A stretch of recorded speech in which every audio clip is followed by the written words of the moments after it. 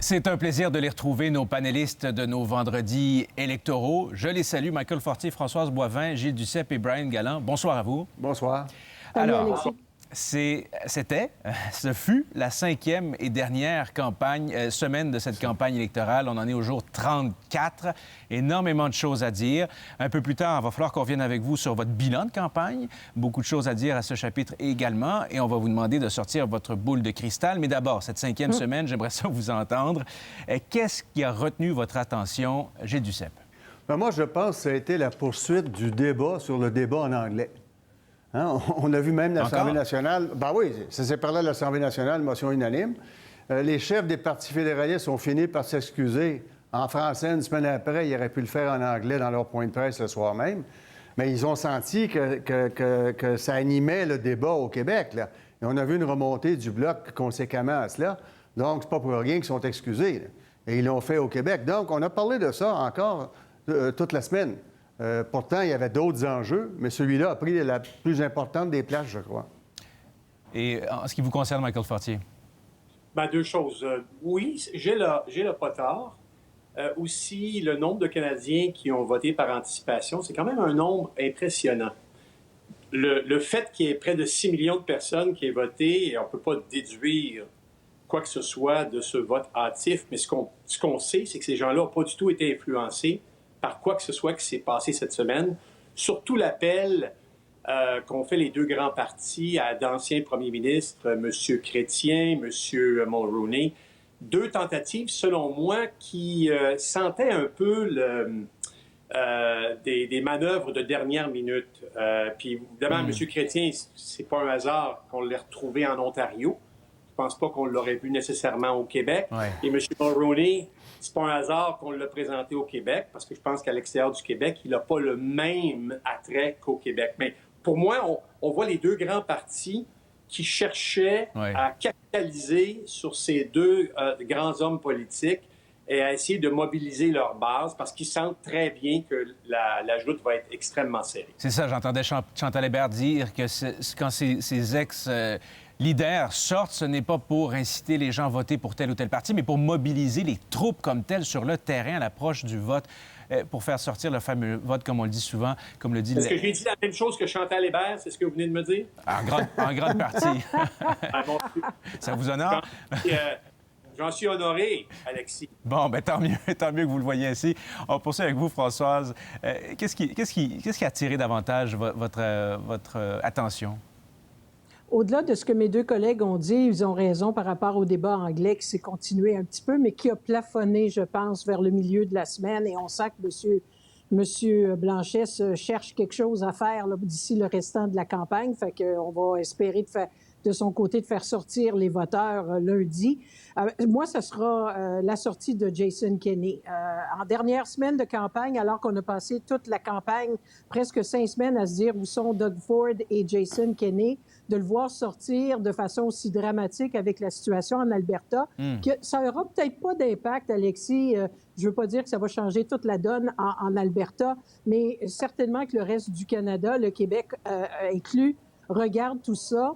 Et ça ramène à l'avant-scène ce que M. Trudeau voulait vraiment voir, c'est-à-dire une campagne électorale sur la pandémie, et ça la ramène à l'avant-scène. Alors ça peut avoir un impact. Et aussi les chiffres sortis par Élections Canada officiellement mercredi sur le nombre de personnes au Canada qui ont demandé de pouvoir voter par la poste, sachant fort bien qu'ils ne seront comptés quand ils sont de la circonscription même que le lendemain, c'est-à-dire... Et ça pourrait avoir un impact quand on regarde certaines circonscriptions où la marge entre le gagnant ou la gagnante et la deuxième place est tellement mince que plus de votes par la poste qui vont entrer. Alors, j'ai hâte de voir comment tout ça va s'inscrire dans la soirée électorale. Donc, c'est des volets importants de la semaine. Ah, tout à fait. Surtout, paraît-il, en Colombie-Britannique, où le vote comme ça, par la poste, a été particulièrement populaire.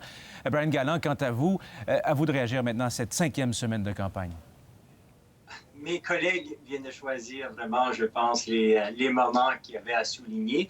Alors, je vais peut-être juste ajouter des commentaires. Premièrement, comment étrange que c'était que Mulroney et Chrétien ont sorti pas mal au même temps. J'ai trouvé ça assez drôle, mais intéressant quand même. Et pour le vote par anticipation, vous venez de faire un très bon point, Alexis, et je me demande qu'est-ce que ça veut dire en Colombie-Britannique en considérant que l'NPD, lors des élections provinciales qui a eu lieu lors de la pandémie, a vraiment misé sur le vote par le poste. Alors, je me demande si ça a une indication que l'NPD, la machine pour l'NPD à la Colombie-Britannique, a vraiment misé sur cette opportunité. Mais si j'étais à choisir entre les trois, je vais dire la situation en Alberta. Je vais aller avec Françoise. C'est vraiment très malheureux pour O'Toole.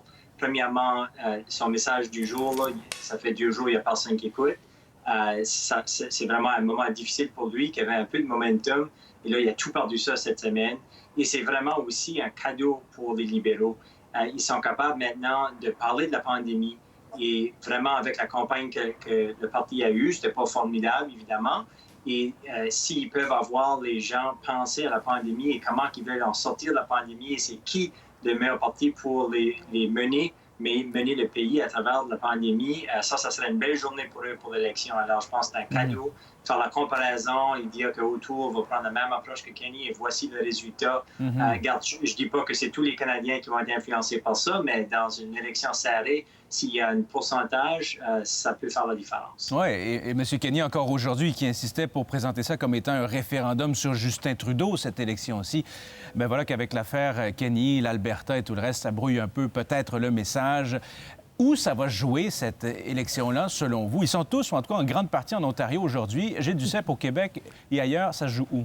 Bien, je pense que ça se joue un peu partout. Là. En Ontario, c'est très serré et c'est évident que les libéraux vont dire que le vote progressiste doit aller chez eux afin de ne pas faire passer les conservateurs. M. Singh va dire non, les deux sont pareils, donc restez chez nous. C'est des marges très minimes entre ces trois partis-là. Même chose en Colombie-Britannique. Maintenant, l'Alberta, effectivement, va nuire énormément aux conservateurs, non seulement en raison de Jason Kenney, mais aussi Maxime Bernier, qui va chercher tous ceux et celles qui sont contre la vaccination. Il ne gagnera pas, mais il peut enlever des votes importants aux conservateurs et faire en sorte que peut-être le NPD, qui est populaire en Alberta, au provincial, et M. Kenney, qui est très impopulaire. Quant au Québec, il y a le Bloc en moyenne, et je regardais les sondages de Léger, on était d'accord sur ça, 6 à 8 points d'avance chez les francophones. Et ça, c'est important. Alors, il y a un certain nombre de comtés qui sont très serrés. Alors, c'est sur ces comtés que M. Blanchet va tenter de stabiliser le vote et faire en sorte de maintenir le dernier résultat, sinon avoir un peu plus que la dernière fois. Donc, la bataille va être importante aussi, mais je pense qu'il va y avoir beaucoup plus d'énergie portée en Ontario et en Colombie-Britannique en raison du vote du NPD qui n'aide pas les libéraux. Mais M. O'Toole n'a pas profité de ça et l'Alberta lui a nui énormément. M. O'Toole qui passe tout le reste de la campagne, les 3 petits jours qui restent en Ontario. Michael Fortier, tant de choses à dire. On vient d'évoquer Maxime Bernier, le fait que ça pourrait, à certains endroits, faire la différence. Comment résumer ce qui s'est passé avec M. O'Toole? Êtes-vous déçu d'abord par sa performance? Non, pas du tout. Puis c'est pas une question partisane, pas du tout. Puis je pense qu'objectivement, mes collègues aussi diraient que si on se reporte au jour du lancement, on était tous là. Je pense pas que Brian était là. Mais je pense que les attentes de mes collègues, et même les miennes, pour être honnête, par rapport à Erin O'Toole, moi, j'avais des attentes honnêtement basses. Donc, O'Toole n'a pas mené une mauvaise campagne. Là, si on fait un diagnostic de ce qui s'est passé avec O'Toole, c'est sûr qu'il n'y a pas eu que des bons coups, il y a eu des ratés, mais je pense que c'est vrai pour tous les chefs. Oui. Là, si vous me posez la question avec l'Alberta, c'est sûr, c'est certain qu'il aurait été préférable pour lui que l'Alberta gère un peu mieux la situation COVID et que lui-même prenne un peu ses distances de la gestion de l'Alberta. Alors, il faudra qu'il vive avec ça. Oui. Pour répondre à la question que vous posiez, c'est-à-dire... Ça se joue où? Oui. Quelles régions sont importantes? Je pense que c'est ça que vous demandiez. Exact. Mais la réalité, c'est que toutes les régions vont être importantes. Puis on regarde les libéraux. Dans les maritimes, Brian va vous en parler. Si les libéraux perdent 6-7 comtés-là, ils en perdent 3-4 au Québec, ils en perdent 8-9-10 en Ontario, puis ça peut débouler vite. Et là, on va tous rester debout jusqu'à minuit, 1h du matin, et peut-être même, comme le disait Françoise, jusqu'au lendemain ou le surlendemain pour les votes qui vont entrer par la poste. Donc, je ne pense pas qu'il y a une seule région, mais il faudrait que l'Ontario et la Colombie-Britannique m'apparaissent particulièrement importants pour les deux grands partis. Bien, c'est un peu ça qui explique peut-être la journée de Jagmeet Singh, Françoise Boivin. Aujourd'hui, Sherbrooke, Halifax, ça se termine à l'autre bout du pays, dans l'Ouest, comme disait Michael. Voilà, toutes les régions sont importantes, là. Bien, toutes les régions sont importantes. Je pense qu'on dit depuis le début que ça va se jouer essentiellement dans le sud de l'Ontario, le 905, la Colombie-Britannique, où en passant, c'est même pas une bataille à 3, c'est une bataille à 2 entre les conservateurs et les néo-démocrates. L'Atlantique, où on verra rapidement, on va le sentir, ce qui se passe. Oui. Si les conservateurs vont gruger ces quelques sièges dont parlait Michael, ça peut être lourd de conséquences pour ce qui s'en vient. On l'avait vu en 2015 que ça passait par l'Atlantique, puis ça se continuait partout pour la vague Trudeau. On verra s'il y a un effet anti-Trudeau à cette élection-ci, si c'est vraiment un référendum sur sa personne. Sinon, ça va être des batailles rangées, réellement faire sortir le vote. Le taux de participation, Alexis, va avoir une grande influence aussi, parce qu'on a peut-être vu un beau taux de participation pour le vote par anticipation, mais je ne suis pas convaincue qu'on va voir la même chose lundi pour le reste. Puis la Colombie-Britannique, il y a beaucoup de sièges à aller chercher pour le nouveau Parti démocratique et les conservateurs qui ne veulent pas perdre leurs acquis là non plus. Mais c'est vrai qu'en 2015, dans l'Atlantique, Brian Gallant avait donné le ton. C'était une autre histoire en 2019. Qu'est-ce qu'on doit y voir cette fois-ci? C'est évident que l'Atlantique va envoyer des messages très tôt dans la soirée, mais comme mes collègues viennent de mentionner, ça ne veut pas nécessairement dire qu'on va avoir toutes nos réponses par la fin. Mais avec ce dit, regarde, les conservateurs peuvent ramasser des sièges ici. Les sondages démontrent que si les sondages se portent jusqu'à la journée de l'élection, on va se voir avec peut-être un gain de 3-4 sièges pour les conservateurs. Cela dit, à la fin de la journée, le Québec, l'Ontario, la Colombie-Britannique, c'est les provinces qui ont les sièges. Et lorsqu'on est dans les derniers jours d'une campagne comme celui-ci, qui est très serrée, les chefs vont se dire, c'est où je peux avoir le plus grand impact. Et vraiment, pour O'Toole, ça fait du sens que c'est l'Ontario. Pour Jagmeet Singh, à un certain point, l'Ontario fait du sens. Et pour les libéraux aussi, et M. Trudeau, je veux dire, à la fin de la journée, il y a vraiment des courses à 3 personnes, à trois partis.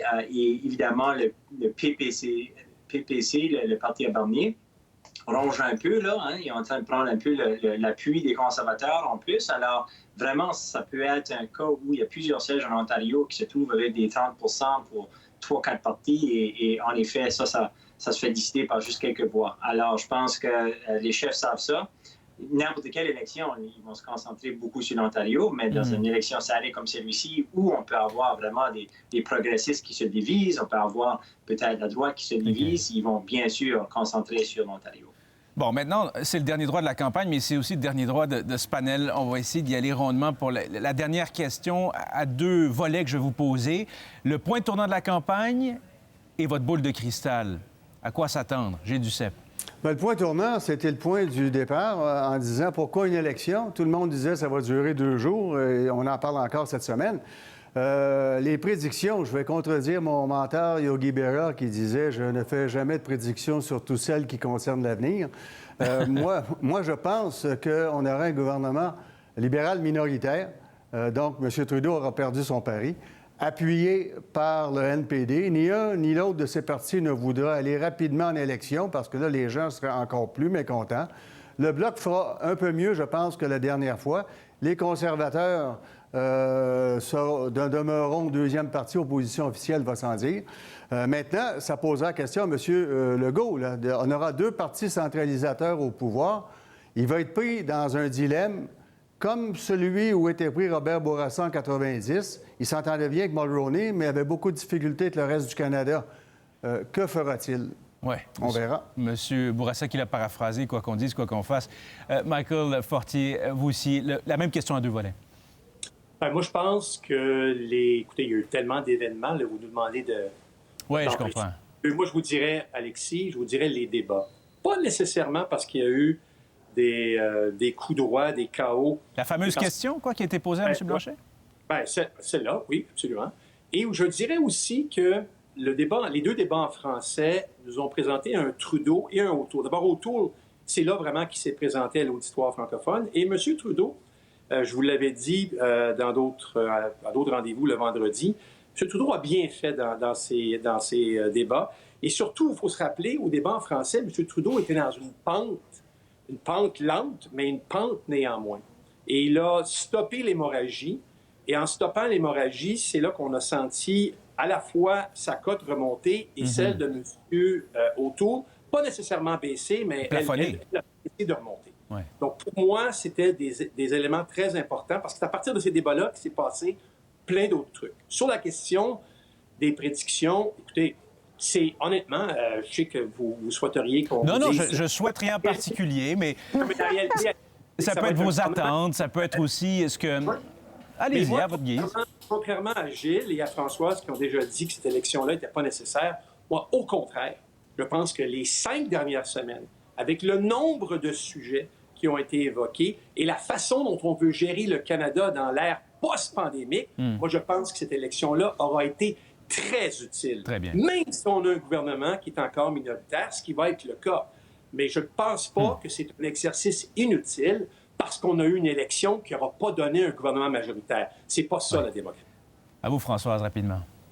Bien, c'est jamais antidémocratique d'avoir une élection. Je pense qu'il n'y a personne sur ce panel qui pense ça. Cependant, entre les rêves et la réalité, des fois, il y a tout un monde. Alors, ce qui aurait été mon élément déterminant pour moi dans cette campagne, c'était non seulement le départ lent de Justin Trudeau et de la campagne libérale, ça a pris tellement... Je pense qu'ils ont dû perdre au moins 2 semaines et demie de la campagne avant qu'on sache exactement quelle importance réelle avait cette campagne. De fait d'avoir vu un Erin O'Toole dans un aura un petit peu plus positif, de le connaître un peu mieux, aurait été bon. Définitivement que le débat anglais va avoir été un élément déterminant. Mes prédictions, je les ai faites au mordu, je ne change pas une virgule. Alors, 141 pour les libéraux, gouvernement minoritaire affaibli, ce qui mettra un petit peu Justin Trudeau dans le trouble avec son caucus par après, qui s'attendait à une majorité. C'est comme ça qu'on l'avait vendu, puis on ne comprend encore pas pourquoi il n'en a pas plus parlé, comme s'il était gêné de ça. Mélanie Joly a corrigé le tir hier à Infoman en disant qu'il voulait avoir les 2 mains sur le volant. Bravo pour la candeur. Des fois, on aime ça, entendre les vraies réponses. Et 131 pour les conservateurs, 38 pour le Bloc, qui va faire quelques gains. Et les néo-démocrates aussi, je pense que j'avais dit 27 et 1 vert. On n'a pas parlé de Maxime Bernier parce que je ne le vois pas se faire élire, même si ça va être serré. Alors voilà, vous ne pouvez pas être plus précis que ça. Vous me rirez d'en face lundi soir. C'est pas ça du tout l'idée, mais quand même, on prend ça en note. Je trouve ça intéressant et c'est assez précis. À la barre et haute, Brian. Ben vraiment, je suis d'accord avec presque toutes les analyses qu'on vient d'entendre de mes collègues. Regarde, le point tournant pour moi, c'était vraiment les débats, comme qui a déjà été mentionné. Et je pense que pour plusieurs raisons. Numéro 1, Trudeau a pu démontrer qu'il a encore de la passion, il veut faire la job, il veut faire le travail. Il a aussi également eu l'occasion de mettre en lumière certaines des politiques qui sont plus à droite des conservateurs, ou au moins en perception. Et ça, je pense, ça lui a aidé un peu à stabiliser dans les sondages. De plus, je pense que les armes à feu a sorti vraiment des débats. Alors ça avait aidé. Puis, pour quelques jours, ça avait vraiment fait en sorte qu'autour des conservateurs ont comme perdu les cycles médiatiques. La question du Québec en anglais aussi, évidemment, c'était un point tournant. Puis, je pense que nous allons analyser la campagne, bien sûr, dans les semaines à venir. Ça pourrait être le point tournant où le Bloc a regagné un peu, a fait une remontée. Et je pense que si j'étais pour faire des prédictions, je suis d'accord pas mal avec ce qui a été dit. Et je ferais juste un commentaire que c'est un autre gouvernement minoritaire. Hein? Et si on regarde lors des dernières décennies, ça arrive fréquemment. Et ça nous fait questionner un peu. Là. On est pas mal polarisés, je pense, ici au Canada, aux différentes perspectives et opinions. Oui, ça peut être une bonne chose. Ça peut être une bonne chose.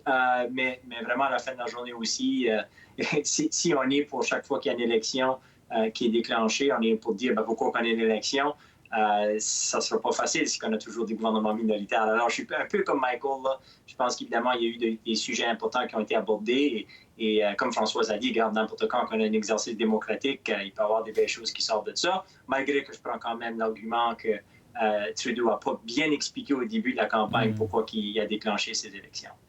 En tout cas, le dernier mot, comme toujours, sera aux électeurs et ça approche dans 3 jours. Pour la suite, on verra bien combien ça va prendre de temps avant qu'on ait le résultat définitif. Mais ça, c'est une autre histoire.